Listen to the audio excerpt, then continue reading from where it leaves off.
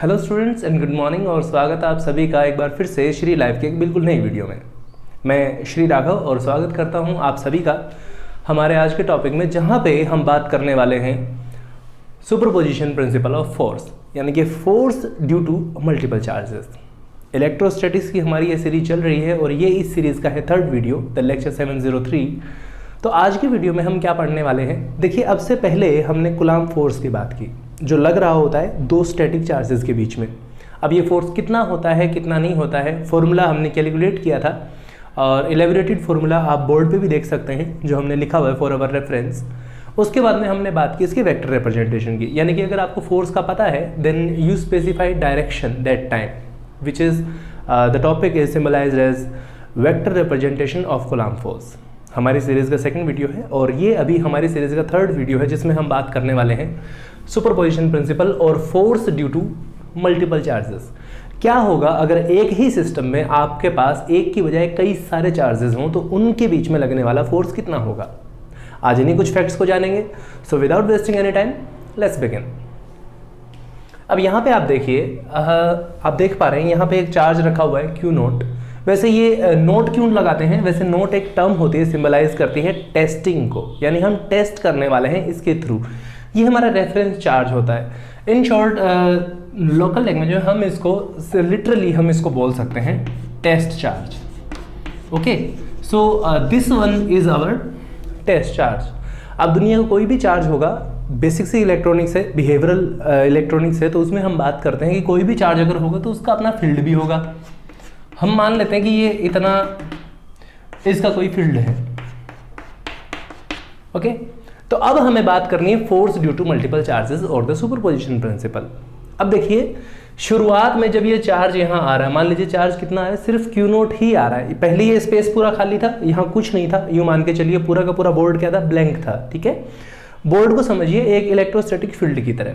ठीक है, पहले खाली स्पेस था, उसमें जैसे ही क्यू नोट टेस्ट चार्ज यहाँ पे आता है अपना एक फील्ड जनरेट करता है। ओके, अब देखिए ये चार्ज जब यहाँ पे आया तो पहले से कोई चार्ज यहाँ पे मौजूद नहीं था, पूरा का पूरा स्पेस इसी के लिए था, यानी इसको यहाँ स्टे करने के लिए कोई ज़्यादा खास प्रॉब्लम नहीं हुई है। तो पहले बात करते हैं कि जब क्यू नोट चार्ज यहाँ पे आया तब टोटल फोर्स कितना होगा। यहाँ देखिए, यहाँ पे this is the Coulomb force. अब कूलम्ब फोर्स में आप देखते हैं that is equals to the k times q1 q2 of r square, where q1 is the charge which is at rest and q2 is the charge brought to its field। q1 charge जो है रुका हुआ है और q2 charge को उसके field में लाया जाता है, और जो r है इन दोनों के बीच का डिस्टेंस है। ओके, इन्हीं सब चीजों को ध्यान में रखते हैं। चलिए यहाँ पे बात करते हैं, तो इसके लिए फोर्स कितना होगा। शॉर्ट टर्म में हम फोर्स लिख लेते हैं F note. Okay, F note की वैल्यू क्या होगी हमारे पास, के को हम एज इट इज रखेंगे Q1, यानी वो चार्ज जो कि रेस्ट पे है। तो एक्चुअल में यहाँ पहले कोई चार्ज था ही नहीं। ओके, जब कोई चार्ज नहीं था तो उसका कोई मैग्नीट्यूड भी नहीं होगा, सो दिस इज 0। और जो चार्ज हम लेके आए दैट इज Q नोट, और डिस्टेंस ऑब्वियस सी बात है, जब कोई चार्ज था ही नहीं तो डिस्टेंस जैसी भी कोई चीज एग्जिस्ट नहीं करेगी। दूसरा, अगर हम मान लेते हैं कि हम Q नोट को इनफाइनाइट डिस्टेंस से अगर लेके आए हैं, in that case this is the infinite square, and whenever the infinity square is again infinity, और infinite से किसी भी टर्म को डिवाइड करेंगे, जाहिर सी बात है result will approach to 0। okay, let us say this is our first equation। अब ये तो हो गया सिर्फ क्यू नोट चार्ज के लिए। अब देखिए क्यू नोट चार्ज यहाँ पे पहले से मौजूद है। अब हम ये मान लेते हैं कि इन्फिनिटी से कहीं दूरी से कोई एक चार्ज Q1 को लेके आया जाता है इसके फील्ड में। हम मान लेते हैं कि यहाँ चार्ज किसको लेके आ रहे हैं, हम मान लेते हैं Q1 चार्ज को हम लेके आ गए। ठीक है, Q1 चार्ज को लेके आए, और ये मान लेते हैं कि Q नोट और Q1 के बीच का जो डिस्टेंस है दैट इज R1। वेक्टर हम अभी नहीं लगा रहे हैं, वेक्टर हम यूज करेंगे सिंबलाइजेशन के लिए। ओके, उसी तरीके से Q1 के लिए सेम यही फॉर्मूला यूज करेंगे। तो Q1 के लिए फोर्स अगर मान लीजिए मैं लिख देता हूं कि F1, that in that case force कितना होगा कि चार्ज पहले से क्या है Q नोट प्रेजेंट है और यहाँ पे Q1 आया है और इनके बीच की डिस्टेंस क्या है R1 square, and this is our equation 2। ये दो चार्जेस के लिए हो गया। सिमिलरली हम मानते हैं कि यहाँ पे एक तीसरा चार्ज और आ जाता है, यहाँ कहीं आ जाता है। मान लीजिए यहाँ पे नेक्स्ट चार्ज हमारा आता है यहीं कहीं, हम मान लेते चार्ज Q3 भी आ जाता है।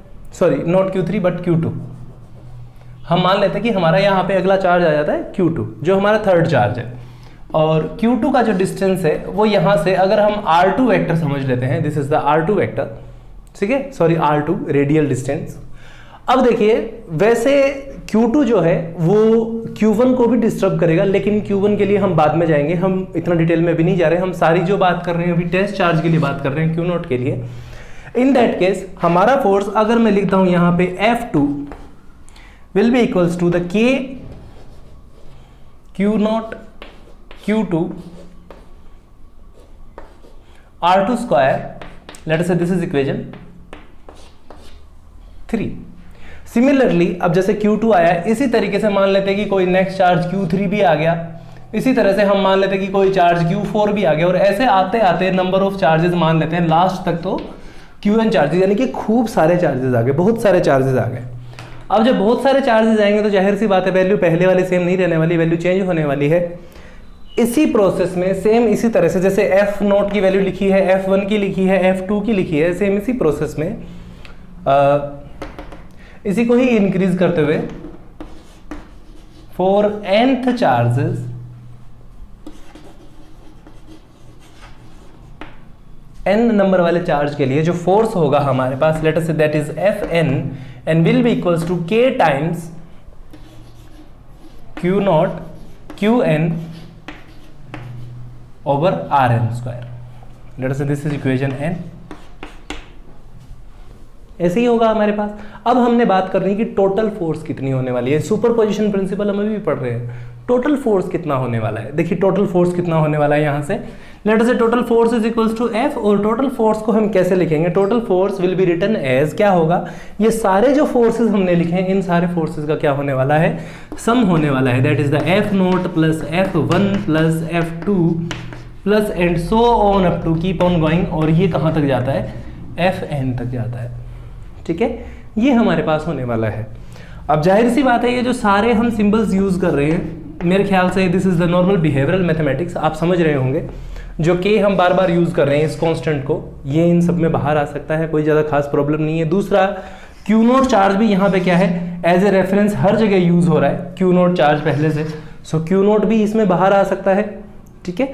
तो हमारे पास बाहर कांस्टेंट क्या आ सकते हैं, K Q0, और अंदर क्या हमारे पास क्या बचता है, यहाँ पे देखिए पहले चार्ज के लिए Q1 upon R1 square, Q2 upon R2 square, और इसी सीरीज में अगर हम चलते रहेंगे तो लास्ट तक वैल्यू बचती है हमारे पास Qn अपॉन Rn स्क्वायर, ठीक है।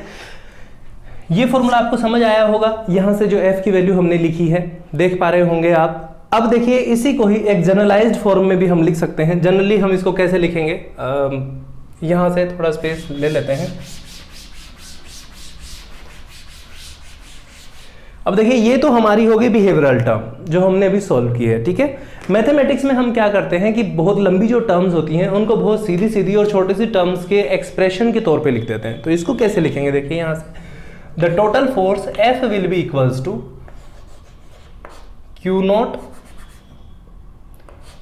upon 4 pi epsilon naught, which is the value of K, okay, summation over I, that is equals to 1 up to n and 4 Qi Ri square. This is the generalized form of force, or you can say that this is the force factor for multiple charges. Okay, so this is how you conclude the force due to multiple charges or the superposition principle. मेरे ख्याल से आपको superposition principle समझ आया होगा, और यहाँ तक का एक्सप्रेशन बहुत ज़्यादा कॉम्प्लिकेटेड नहीं है। देखिए फिजिक्स के साथ सबसे अच्छी बात ये होती है कि अगर आप थोड़ा सा प्रैक्टिस में लेके आते हैं सब्जेक्ट को, देन पेपर प्रैक्टिस में सब्जेक्ट बहुत अच्छा है। And the most amazing thing about this topic is कि इससे हम कैलकुलेट कर सकते हैं जैसे मल्टीपल चार्जेस के लिए, उसी तरीके से अभी यहाँ पे हमने बात की है पूरी तरह से स्केलर फॉर्म में, हमें अभी वेक्टर डिजाइनिंग में नहीं गए हैं, ठीक है। वेक्टर सेंस में जब हम जाएंगे देन ये जो एक्सटर्नल चार्जेस आ रहे हैं ये Q0 को तो डिस्टर्ब करेंगे, उसके साथ में ही ये जो दूसरे चार्जेस आते हैं Q1 Q2 इससे पहले के जो चार्जेस आए होते हैं उनके फोर्स फील्ड को भी डिस्टर्ब करते हैं। वो कैसे होता है कैसे नहीं होता है वो हम बात करेंगे नेक्स्ट वीडियो में। तब तक के लिए जुड़े रहिए श्री लाइव के साथ, और जुड़ने के लिए आपको पता है आपको क्या करना है, सब्सक्राइब कीजिए, बेल आइकन दबाइए, ऑल कीजिए, ताकि आप मिस ना करें कोई भी मस्त लर्निंग वीडियो हमारी ओर से। So thank you very much for watching the video. अगर आपको समझ आया हो then give its a like और शेयर कीजिए अपने फ्रेंड्स के साथ। Thank you very much and have a great day. जय हिंद।